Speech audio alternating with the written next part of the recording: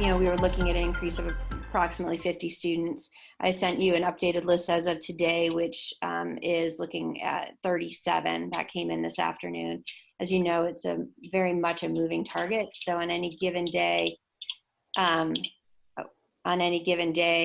you can, the numbers change. So I'm putting out there for our discussion. You can see that I made a couple of recommendations here that are a starting point, because we may want to do something different or consider any of these in isolation or in combination. So there's four areas that I'd like you to consider, and I'll run through all four of them, and then we can open up for discussion. So the first would be that we request that the legislator waive the penalty for the provision of the FY22 and FY23 budgets for all non-operating school districts. So the idea is that at this point, given what's happening in FY21, really one of the key things you're going to need as a non-operating school district is some legislative intervention here. And because the legislature is going back into session later this month, you have an opportunity you don't typically have. So the first one is to waive the penalty provision, which would certainly help. The second recommendation is that you request that the legislature make a statutory change by which the homestead tax rate reaches, by when the homestead tax rate reaches the non-homestead tax rate, both rates increase in unison to support the budget. Okay, and right now, currently, the non-homestead tax rate is held, it's held stable independent of what happens. And so the consideration to think about is if anybody owns property in a non-operating district, does it make sense to think about the fact that we know that, we understand that there's value, people move to the community of Winhall for specific reasons, and that all taxpayers in the community share the responsibility of students who move in, families that move in with children attending our schools or regional schools. The third thought to consider is requesting that the legislature set a tax rate maximum for non-operating school districts based on a percentage cap over the established budget. So the idea here is a cap. The number two option, it kind of insulates any non-operating school district within its community and doesn't impact any other local communities or other budgets in any other parts of the state. This one would. It would essentially be saying we're going to establish a cap. Then once you reach that cap, there'll be some sort of a legislative response, and maybe the ed fund would cover the cost. I'm not sure. That would probably be left to the legislatures, but the idea that you couldn't go over a certain percentage increase. And the fourth consideration is reconsidering the definition of a resident as it relates to a homeowner owning multiple homes when taxpayers are employed out of state, or when one parent lives and works outside of the state. So we've got, later on you'll see we put the definition of residency in the packet, a resident in the packet, but do they start to tackle that and look at that differently as far as who actually is a resident of Vermont? So those are four starting points. And I think I can turn it over to the board for discussion and further discussion on this topic, and see if there's any action that you decide you want to take. And I would actually like to add at least one option for us to discuss, which I can do now. Actually, why don't I go ahead and do it now, and then maybe we can sort of talk about everything together. I'm not sure I'm not sure if Winhall really fits into the parameters of the COVID relief that has been given to the state of Vermont by the federal government.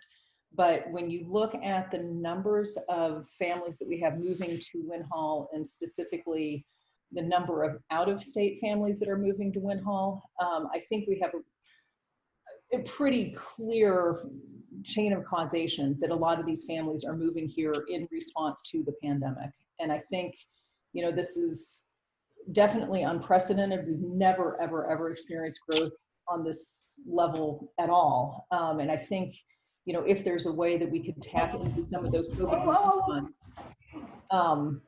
it, that would be an avenue to explore as well, because this is clearly, in my mind, related to the pandemic. And I think it's a special circumstance that, if there's funding that would be available for that, that might be a good option to explore.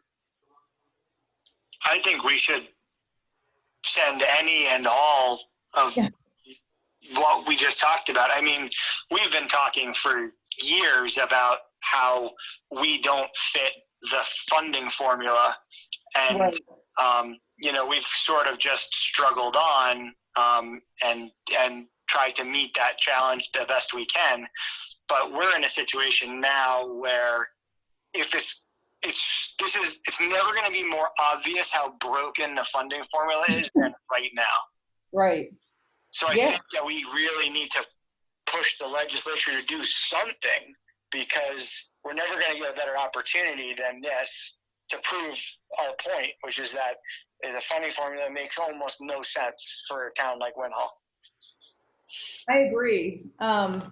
And I think all of these in some combination are probably a good option. The other thing too that I've really been struggling with over these past few days, it's a little bit of a chicken and an egg thing. I mean, we have to figure out what we're going to do, but in order to figure out what we're going to do, we need more information. And, we don't have all of the information, but we need to start figuring out what we're going to do. And hopefully all of those pieces will kind of coalesce at the same time. So I think it makes sense to, really explore all of these options as the situation evolves, but, to have something in the works so that we can sort of play out different scenarios.